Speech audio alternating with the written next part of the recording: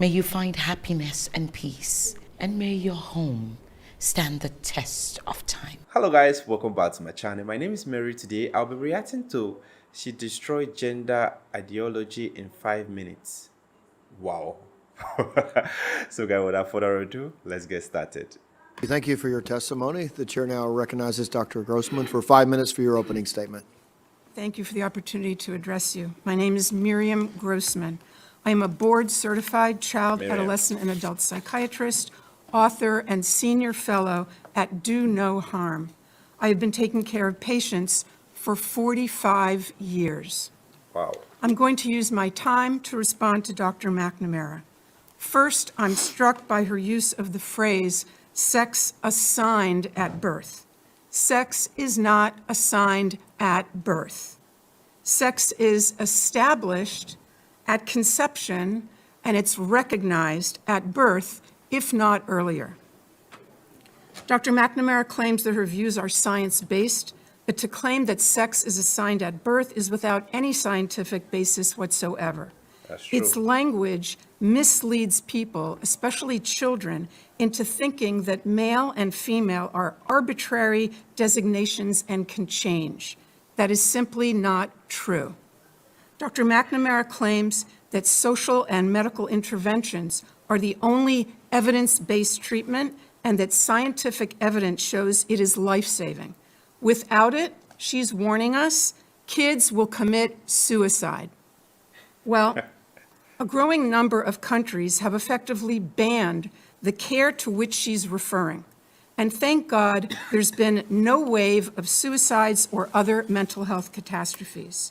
3 years ago, Finland placed strict limitations on medical interventions for minors. Sweden did the same thing after a 14-year-old girl was found to have osteoporosis and spinal fractures from puberty blockers.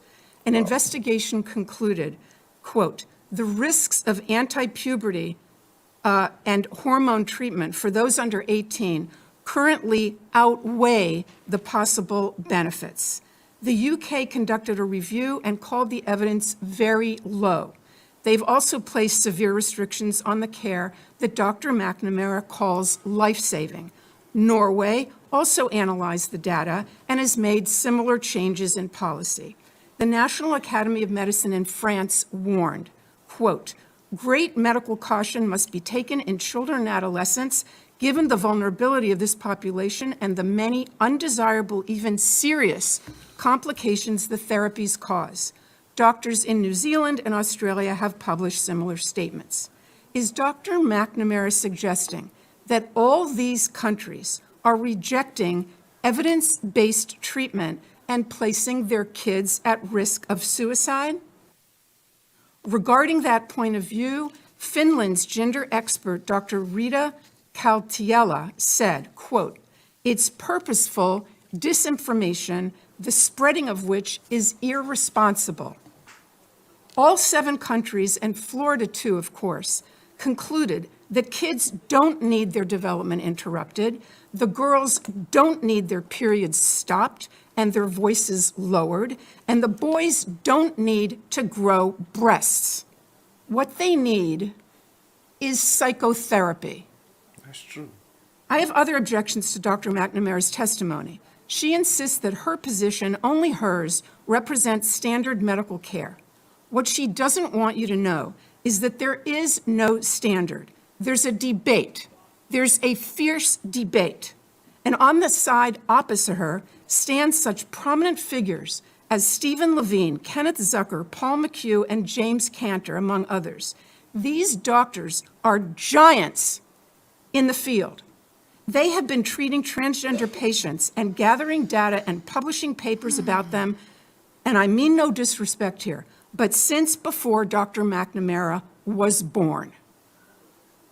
The point is that those veteran clinicians and others who have wisdom and experience are ignored because they disagree with the current narrative. They're against medical interventions for the same reason those 7 countries are. There is no evidence of long-term benefit, but there is evidence of harm. I'll end by quoting Jamie Reed, the courageous whistleblower from the Children's Gender Clinic in St. Louis. I believe that that hospital receives the medical education funding that we're discussing today. She said that doctors at that clinic said, "We are building the plane while we are flying it." We are building the plane while we are flying it. That's how they described the treatment at their gender clinic. Our precious tax dollars should not support such a perilous experiment. Thank you. I love this.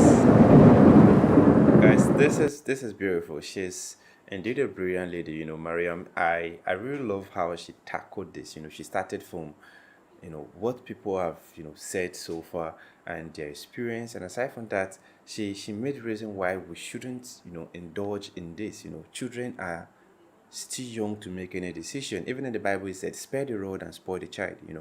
Sometimes when a child feel like this is what I want, you let a child come of age, at least be 18 before the person can make such decision. Because if you feel like you want to block your period, you want to start growing breasts as a man, I feel there are mental disorder. I don't know, that is just my take in this. I feel like there are things you can talk your children away from.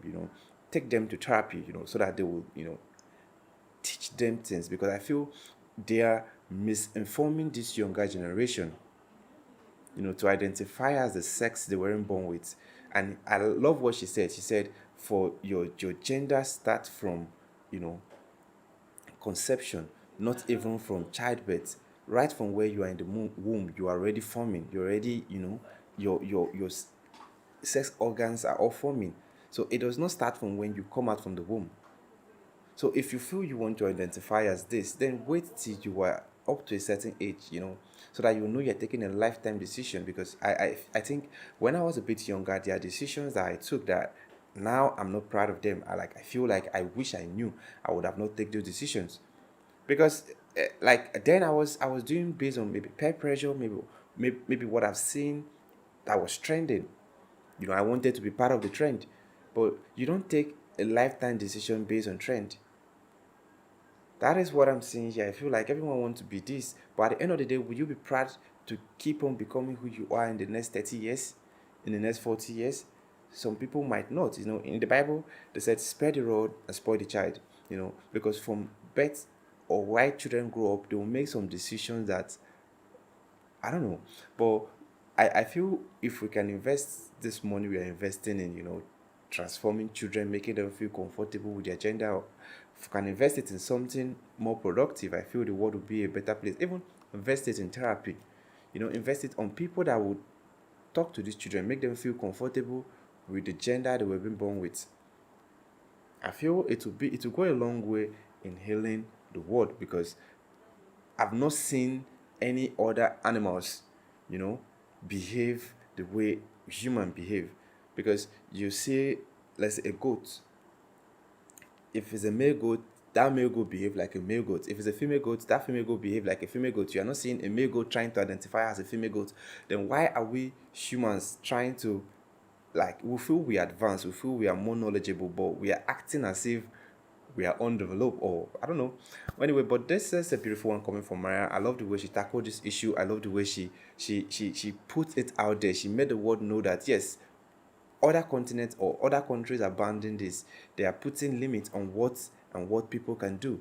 So let's do that too, because people need more of psychological, or they need more of counseling than sponsored to do what they want to do, to identify as who they want to identify as. We feel like this is revolution. The world, the human race are revoluting. They are changing, but no, we are manually changing things. You need to, if it's indeed changing, let it flow with the change, let it flow with nature. Don't go there and twist what you did not put and make it suit you. Because I feel there are lifetime decisions that you don't just take in a day. Anyway, this is a beautiful one, like I said before, coming from Miriam. If you enjoyed this video, click on the like button. If you want to see more videos like this, click on the subscribe button and let me know where you're watching from. Thanks for watching, and remember this.